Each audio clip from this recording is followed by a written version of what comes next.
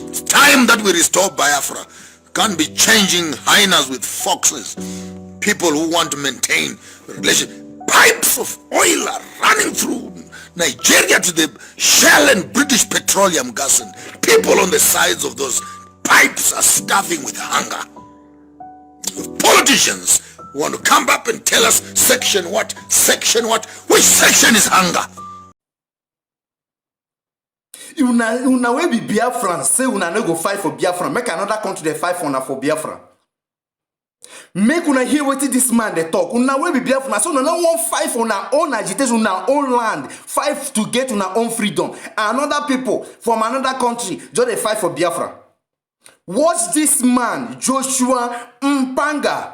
I don't know where this man come from, but it's time that we restore Biafra. Can't be changing hyenas with foxes. People who want to maintain relation. Pipes of oil are running through Nigeria to the Shell and British Petroleum gas, and people on the sides of those pipes are starving with hunger. If politicians want to come up and tell us section what, which section is hunger?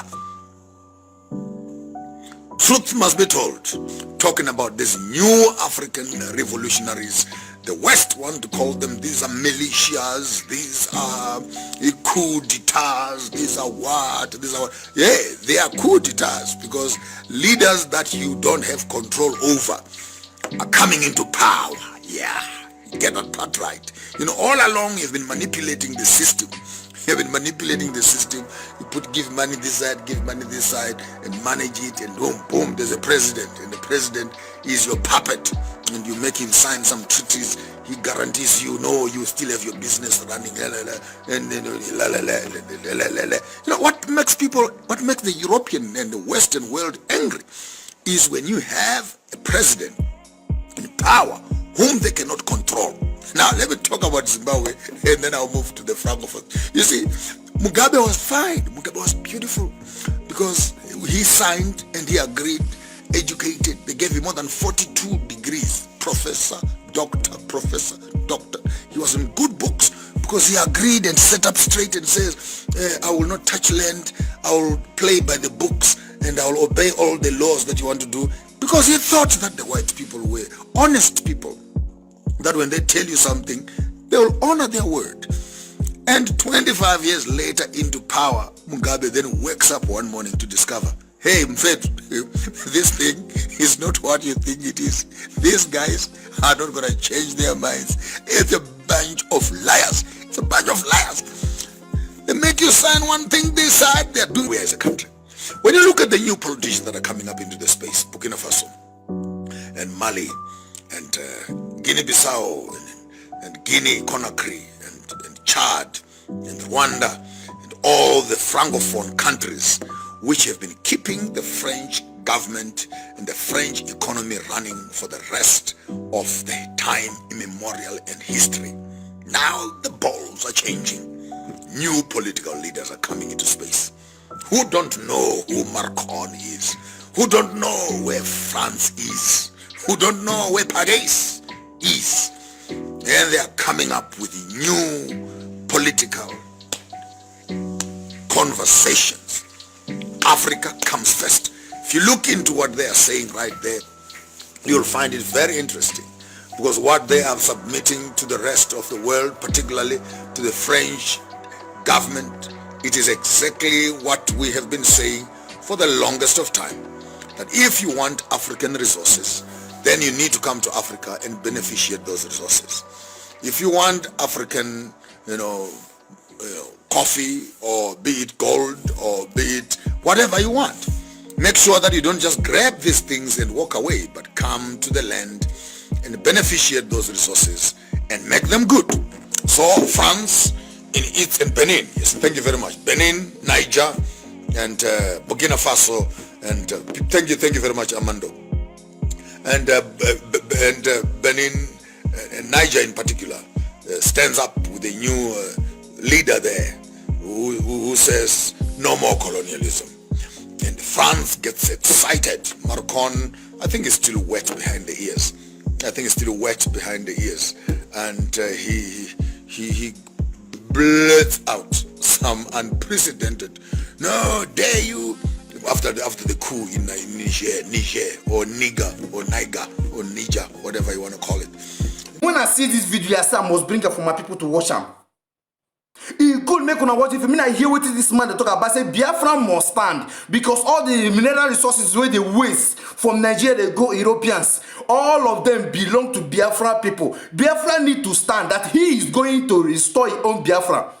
Because he have a relation with Biafra. He is going to restore Biafra on his own. If Biafra people don't want to restore Biafra, just watch this video and help me share them. React on that like. Make Facebook recommend that to another people. If you don't restore our old president, the one that we have an agreement with, if you don't put him back into power, we are going to put you on sanctions. We are going to protect our interests. That's what France is saying. They want to protect their interests. What are their interests in Niger? What are their interests that they must protect? So you need to put back the president, or else we're going to come for war. And the military general, maybe sometimes I just love the war generals, says, dare you speak war. And 2, 3, 4 other countries on the sides of Niger, Burkina Faso, and Mali, and etc. If you touch Niger, you are declaring war, and all of us are coming out for war. And while you are on that you want to protect your interests, now we understand what war is all about. War is about resources. War has nothing to do with human rights. War is resources. War is resources.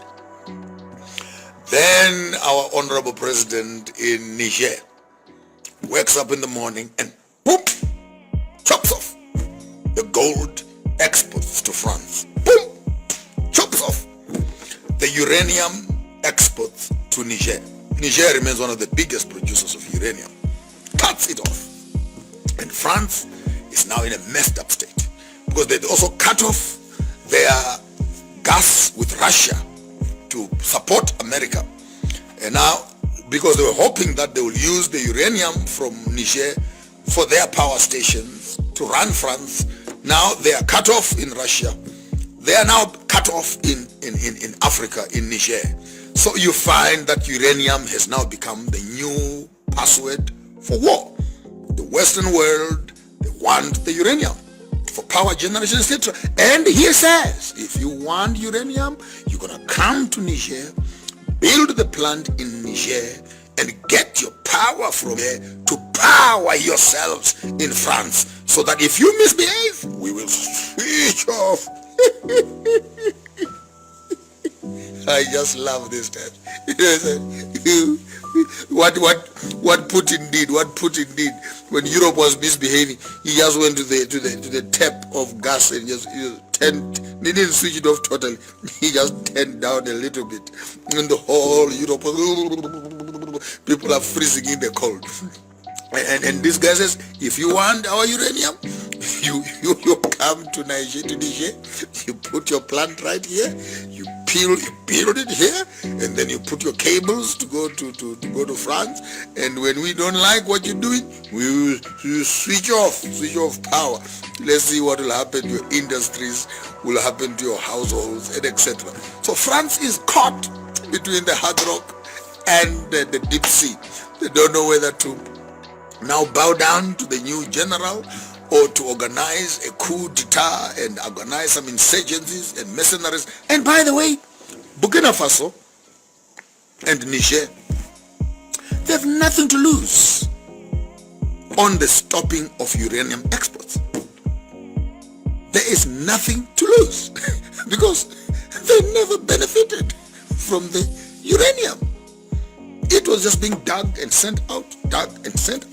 So just stop it. It's not we who are going to get cold. It's not we who are going to be freezing in the cold. Africa is warm. Africa is hot. We will find other people that are interested in helping and working with us for our own development. So there we have it.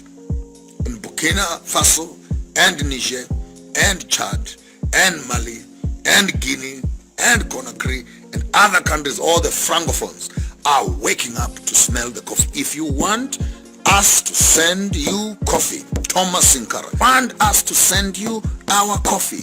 You're gonna come here and you're gonna put the coffee plant on the ground. Then you take it as a final product, the countries where you are. There you are. So if you want any resource from our country, you come here and you put your plant here. We'll send you the final product. See what does to the value chain. So in Zimbabwe, we've started off the lithium embargo. No more export of lithium. Chrome must be beneficiated here. Lithium here. I'm just waiting for platinum also. Close the thing. Gold. We're going to close up even in a few months maybe. We're going to even close this export of gold out of this country. Because now we're creating a gold coin, a crypto kind of coin. So we don't even need to dig it. It is there. It is there. And the fact that it's there is guaranteed that it's there.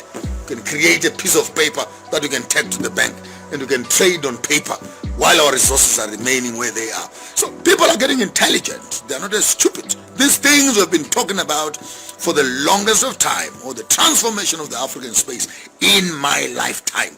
I will not die before I see Africa coming together, waking up and facing up a white man. Listen to Ruto speaking to Morocco. Beg share am to Sahara me no dempa. Make una watch wetin this man dey talk, because this man carry better word take come. He know dey play and he mean am. As he dey talk, he go know say the best way mean something. Mean am.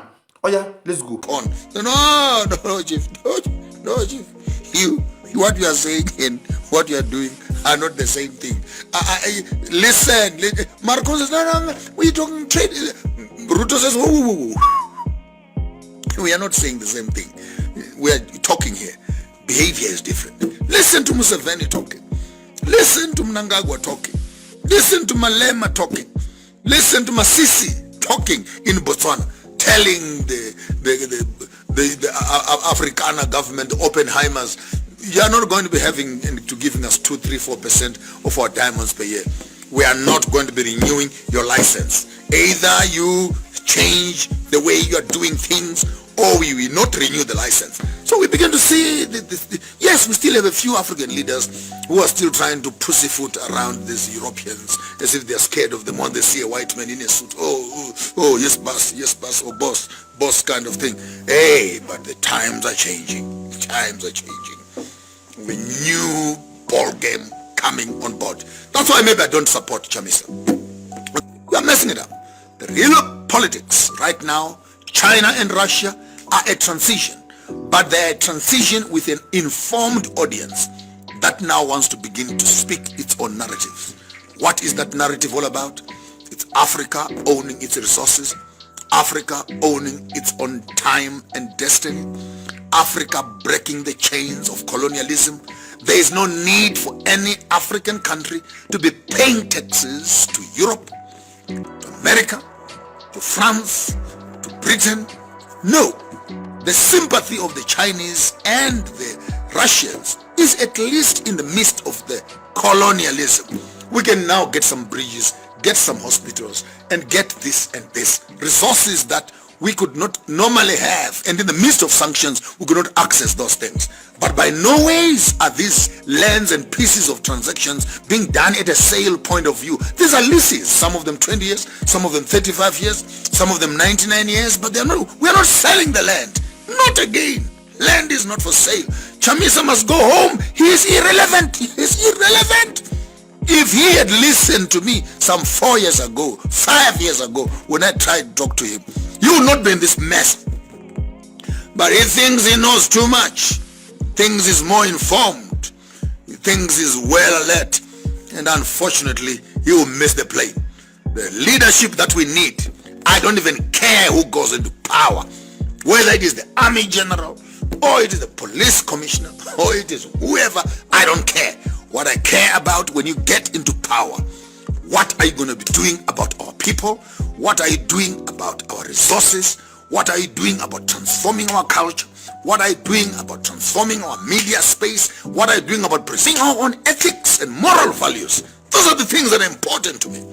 So the new African politician needs to put his ear on the ground and put his finger on the pulse and understand that the people that you are now leading as African people, they are no longer just small people in the country who can say, viva, viva this, yeah, we can see right through you. The other day, BT was on the line here.